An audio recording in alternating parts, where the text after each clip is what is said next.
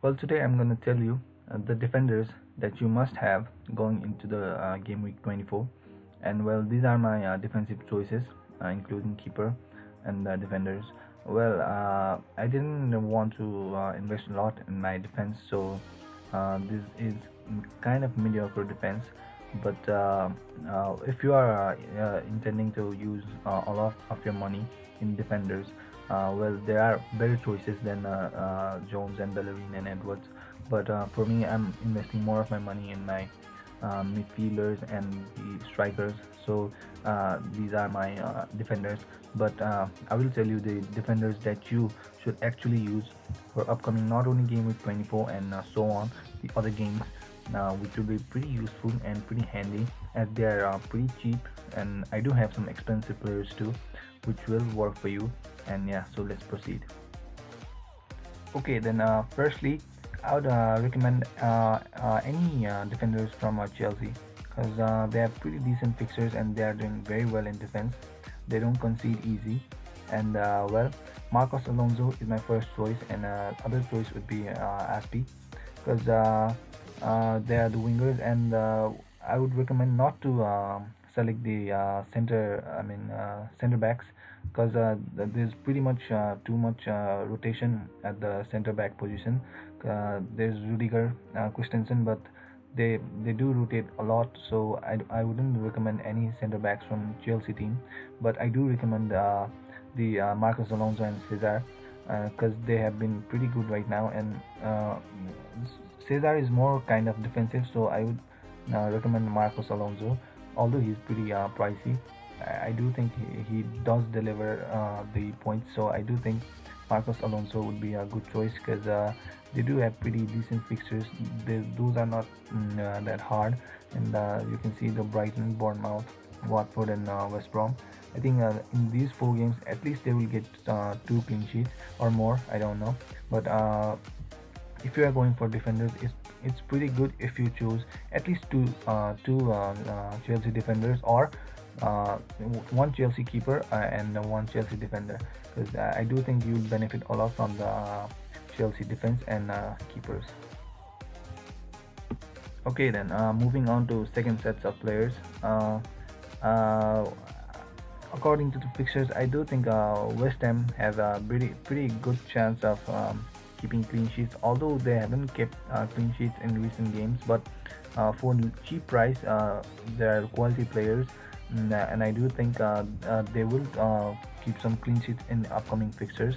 The Angelo, Cresswell, Adrian, and Zabaleta. Although Zabaleta is kind of aging right now, he does have experience, and although the stats are not that pretty good, but the upcoming fixtures, as you can see, are pretty. West Ham can, I think, deal with these fixtures, and I do think they will keep at least one clean sheet in all of these games. And I do think they are pretty cheap for the price we have and the fixtures they are gonna face in upcoming matches. And I do think we can at least have 1 or 2 defenders from West Ham United, as Cresswell is pretty decent left back, and I do suggest you to keep the wingers rather than the center backs. And I think Cresswell is pretty decent left back, and as right now Joe Hart is not playing, Adrian is one of very cheap and productive players right now. He's playing every game, although he's not keeping the clean sheets, but he is playing every game right now. The points aren't that great, but still the fixtures are in West Ham United hands. So yeah, I do think it's pretty good if you keep some West Ham United players. And next player, this might come as a surprise, as the way Arsenal are playing right now, it's just not good at all, the form they are in. But I think Hector Bellerin, I would choose only Hector Bellerin. I wouldn't recommend any player from Arsenal right now, defensively or offensively, after all the controversies of Alexis Sanchez moving and Ozil leaving Arsenal. I do think Hector Bellerin does add some kind of attacking prowess to the Arsenal team, and he has been delivering the points for now 1-2 games, and yeah, Arsenal don't keep the clean sheets, but Hector Bellerin does keep running the flanks and might assist or score. You never know. And I do think 6.1 is, I think, pretty decent pricing for Bellerin.